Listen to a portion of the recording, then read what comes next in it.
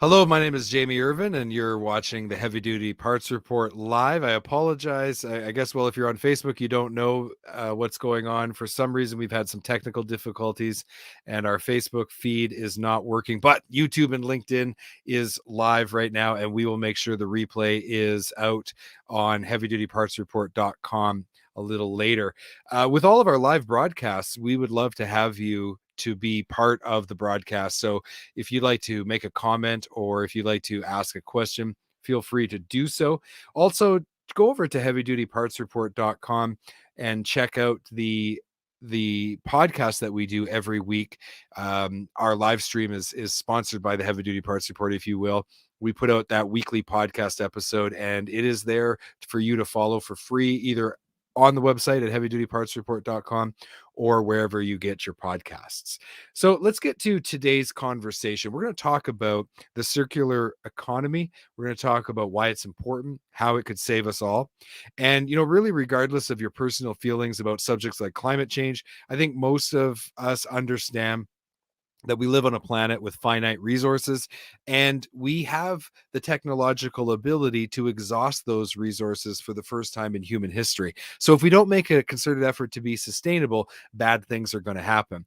I invited Kody Skinner, who is the technical sales representative at HTS Coatings, to join us today because he recently posted on LinkedIn about the value of the circular economy, and I wanted to talk to him more. He is a returning guest. Kody, welcome to the Heavy Duty Parts Report. Thanks for having me, Jamie. How you been? I've been good. It's nice to have you back, and Thank I'm you. looking forward to having this conversation. It should be a good time for sure. Yeah, so I don't know what happened with our Facebook feed today, but Okay. it's the first time ever I've had it not go through. So something's going on. But anyway, let's get to the conversation. So, Okay. in that post that you made on LinkedIn, you hmm talk about the circular economy. But first, I think we need to understand what the linear economy really is. So, can you explain that for us? Yeah. And it's basically what it sounds, and it's straight. And to put it in a nutshell, it is, and there's a couple different ways people can spin it, but it's basically you make something, and you throw it away. And so I kind of treat it like a paper plate, maybe is a good analogy. I mean, we take it, now that's coming out. And then the other aspect is there's two sources for the make, right? So you got the renewable resources and the non-renewable resources. So typically in a linear, it's going to be the non-renewable resources. And so, yeah, kind of like a paper plate. But yeah, so that's, and then to dig deeper into it, um, when we make those things and we take things out of our, like out of the ground and we don't put them back. So, um, we look at it too, like my dad had a furnace growing in an old house we had, and that thing would last forever. Mm-hmm. And so that way, when it was done, the linear economy kind of worked because we got so much use out of it. Unfortunately, I think today's market where we spend things so fast and that linear, um, we're throwing away a lot more than probably what we're using. Yeah, and that's a good point because in the past, an example in my home is a hot water tank that we just replaced. Yeah. So that hot water tank went in 25 years ago, Yep. and it just now needed to be replaced. The one Yeah. we replace it with, if we get 10 years out of it, we'll be considering that pretty lucky. Oh yeah.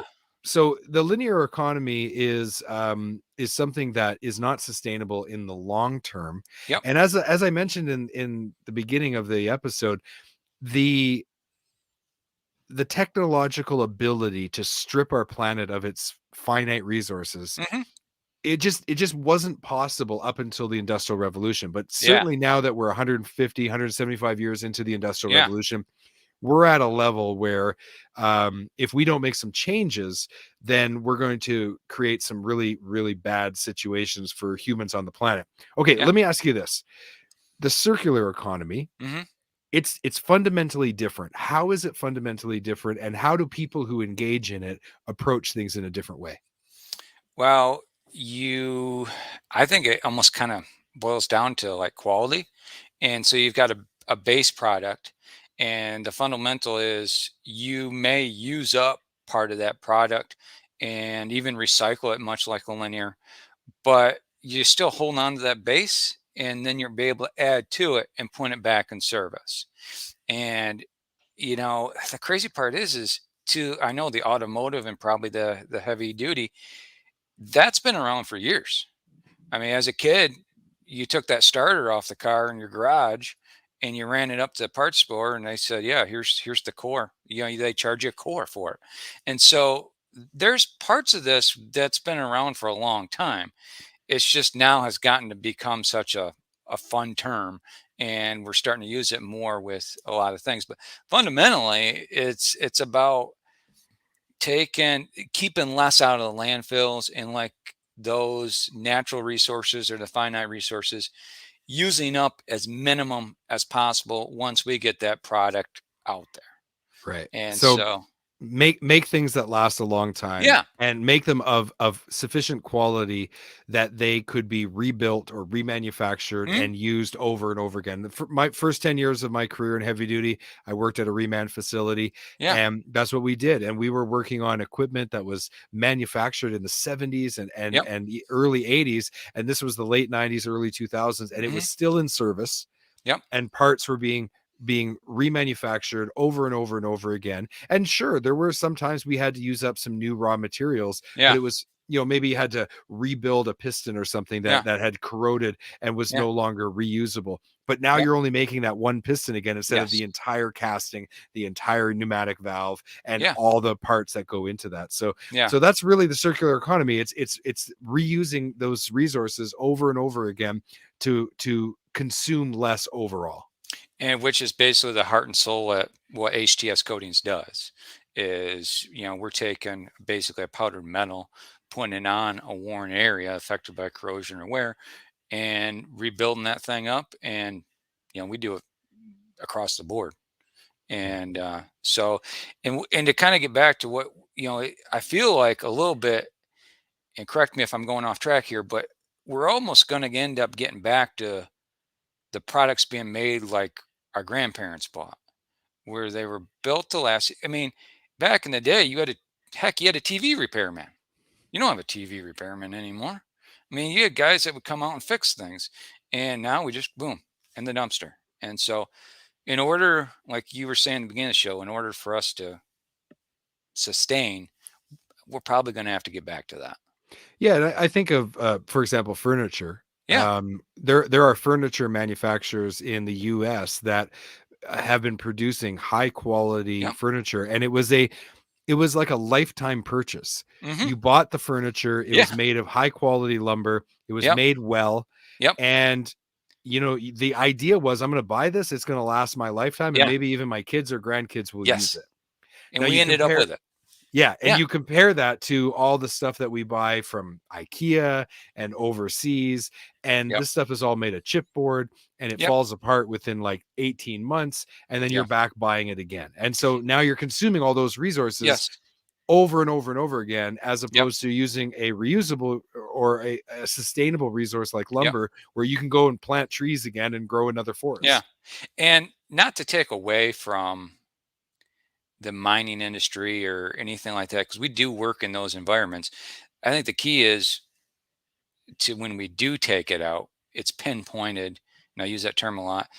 It's pinpointed to where we need it Mhm. instead of, just throwing it out there at every, thing that comes out of, the market. And the big thing to me, I think, is it's all about perspective. So if we Yeah. can start looking at things in the perspective of a longer timeline, Yes. like if we can look at things beyond even our lifetime and Yep. make good decisions today Yep. that will benefit future generations, as opposed to just worrying about next quarter's profit. Like, you know, I'm a capitalist. I know Oh, that then businesses have to be profitable, yes.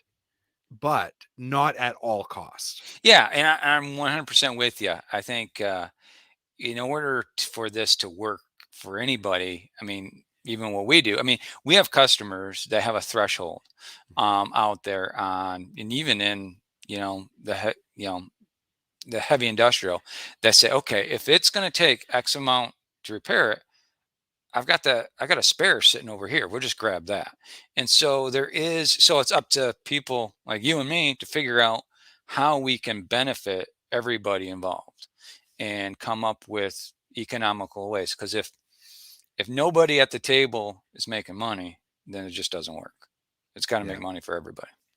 That's right. That's right. But at the same time, if you look at some of the ways that the reman industry has really expanded, and this goes way beyond just automotive and commercial Oh yeah, parts, it right to repair issues and remanufacturing kind of extends all the way into industries that you might not even think of. Everything yeah, from your smartphone to household items that you have yeah, around your home, but the whole thought process and the way that you approach things is just yeah, fundamentally different when you're looking at. And what I think a good thing is that this reman industry has expanded to over $100 billion a year globally. And so I think that, I mean, that might even be in North America, but I think that's a global number. I'll have yeah, to go back and listen to when we had the Reman Association on the yes, podcast, and we talked about that. yep, But the point being is that it yeah, is expanding, and it is contributing a large amount of jobs in our economy. yep, And this is a good thing for everybody. yep, yeah, definitely, for So sure. from your perspective, when we look at the way that your company approaches this circular economy, Uh huh.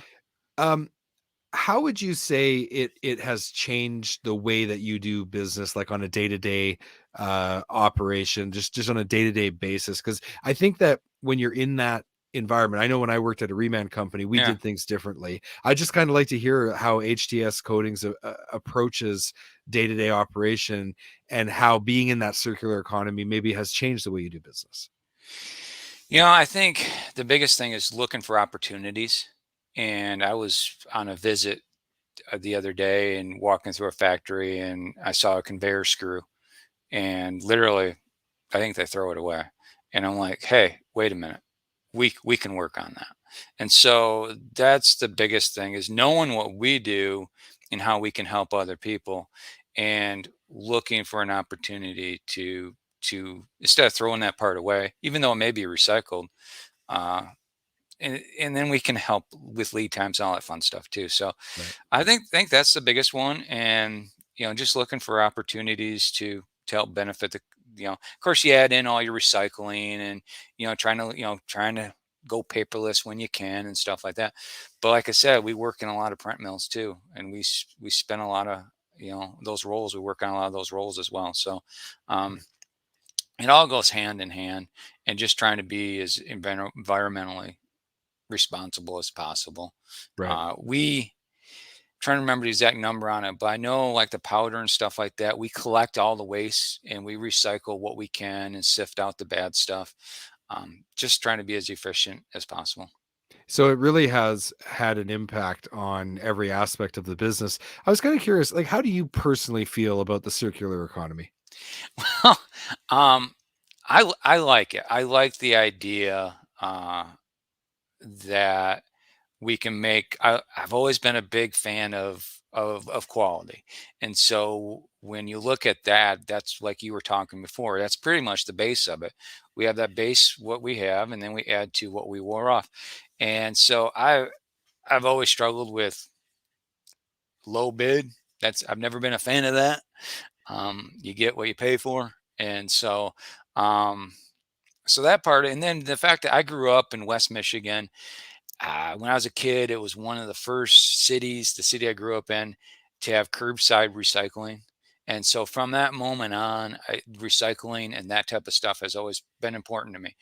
We've lived in a couple different states, and you can definitely tell the difference in the states that care about it. So yeah, that I it's a natural fit for me to think about, and I'm just a natural helper person. So it all goes hand in hand. I look at kind of on the macro, and Yeah. I'm a father, you're a father. Yep. You think about the future of our kids, Yes. grandkids, and beyond. And to me, it's such a like it's such I'm trying to articulate this the Yeah. right way. Yeah. So the way I personally look at things, I think in pictures. So when I think about something, I see a visual representation of that in my mind, Hmm. but I'm also pretty analytical. And so for me, it's just a math problem. we've Okay. got a certain amount of resources, Yep. and we have our this one planet to live on for right now. Yep. We may be banking on a multi-planet species in the future, but that's Yeah. not a guarantee. So we Yeah. only deal with what we know for sure. And we know Yes. for sure that planet Earth provides a pretty good home for Yes. humans. So when I look at that, I just think to myself, look, it's a math problem. There's only so many resources on this planet. Yep.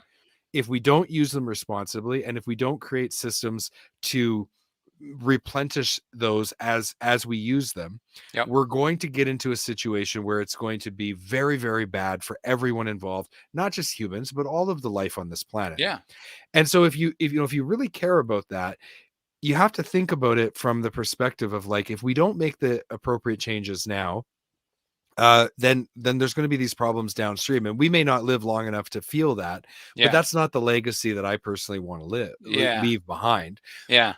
But at the same time, the pragmatic side of me says, yes, but we can't destroy everything that we've built in society to try to achieve these goals. So Yep. there's this balance that has to be struck. And I think that's why more and more companies should really talk about the circular economy and how they can participate in it. Because Hmm. the more that we focus on that, the more companies and industries will begin to shift towards this more sustainable approach. And what I have found in much of my experience is that the more you engage in the circular economy, the more profitable you are in the long run. So, I mean, it's not, like I Yeah. said, I'm a capitalist. I mean, Oh business yeah. has still have to Yeah. make money. Yep. Yeah. Gotta put that bread on the table. So Ashwin just comments here. He says Yeah. lots of big castings, forging, heat treatment, and plating shops emit a huge amount of exhaust smoke and gases. From circular economy point of view, we must regenerate these exhaust smokes to a turbine and power a small department, which may save energy plus commit to COP26 targets. Just saying. Ashwin, thank you so much for That's awesome. your comment. And I agree with you. It's not just the physical, tangible resources that we touch, like the Hmm. products that we're mining. It's the emissions. Yep. It's the use of water. Yep. It's the getting away from one single-use plastics, things Yep. like that. So it affects every industry and every aspect. And I think that's what being in the circular economy is all Yeah. about. It's thinking about the holistic view and not just being one-dimensional in our approach. Yes. Very. Yeah. Appreciate the comment. Yeah. Yeah. And there's some. I know I ran across one where, there is the emissions from all that it takes to pull that stuff up. So yeah, Yeah, for and sure. Ashwin, just to your point about emissions, this is one of the things I think too with our commercial Class 8 trucks. So we've got all these trucks with diesel engines, Yeah. but can we convert them to biodiesel? Can we do things that will help reduce how much emissions those vehicles emit, so that we can run those vehicles to the ends of their natural use, Yep. as opposed to scrapping them early and then having to exhaust a bunch of natural resources to produce electric vehicles. We Yeah. have to be able to cross over here. Yeah. And this is why I don't buy into no diesel and all electric. I mean, Yeah. there's some big issues with how much it takes to actually produce an electric vehicle And you and the talk about natural natural resources. resources. Yeah, Yeah. yeah. So I think we have to explore like as many different power sources as possible, because through that competition and innovation, we're going Yeah. to come up with the best options. Well, there's going to be a place for everything. And I mean, just like your chassis, right? I mean, the guys are running day cabs, different chassis than the guys that are going over the road. So I think you're gonna find your little nuggets on where the different technology is going to come into play. Yeah. And yeah, so that's a great point. Well, let's leave it on this. It's my personal opinion that if we don't move to a fully circular economy, one day we might not have an economy at all, because there won't be anything left. So Yeah. it's really that simple. It's like we Yep. either get to a circular economy and it saves us all, or we Yeah. stay on this linear journey and it is a one-way trip with one destination. Yeah. Yep. All right. Well, off our soapbox there. Kody, thank you so much for coming on the show. I appreciate it. It was a blast. I appreciate you having me again, and I appreciate all the likes on LinkedIn on my posts and everything. You've been a champion for our company, and we sure do appreciate it. Oh, my pleasure. So if people want to learn more about HTS Coatings, go to htscoatings.com. And that way you can learn all about the innovative ways that HTS Coatings helps multiple industries and participates in the circular economy. Kody, we'll talk to you later. Thanks so Hey, much. thanks again. Have So we are now at the end of our live today. Sorry to our Facebook friends who were unable to watch today. There was some technical difficulty there. Next week, we are going to be talking about the Black Friday sale that is going on over at Diesel Laptops. If you are in the repair business of Class 8 trucks, you would want to check that out. So come and check out all those deals. There's some savings, huge savings you're going to be able to enjoy. So we will see you next week. And just before we go, I'm just going to drop out our banner here. We had one last comment from Ashwin, so let's bring him back. Kody, you're still backstage. Let's just yes. bring you back on here. Yeah. So Ashwin says, yes, absolutely. We must go into a two-step approach instead of jumping into electric directly. Start with hybrid, which with probably solar panels on top of the cab, which charges the battery during the journey, and big Yeah. US highways, which may also commit to green targets from Joe Biden. So Yeah. Ashwin, thank you for being a super guest today. I He appreciate is. That's awesome. that. Yeah, I mean, I used to run out in California, and so you're out there in the sun a lot. That's I never really thought of that. So that's a heck of an idea for Well, sure. we need a lot of different ideas to be able to find the ones that are actually going to be feasible and work. All right, Kody, thanks so much. Talk to you later. Yep. And that brings our broadcast to an end. We'll talk to you next week. Bye bye.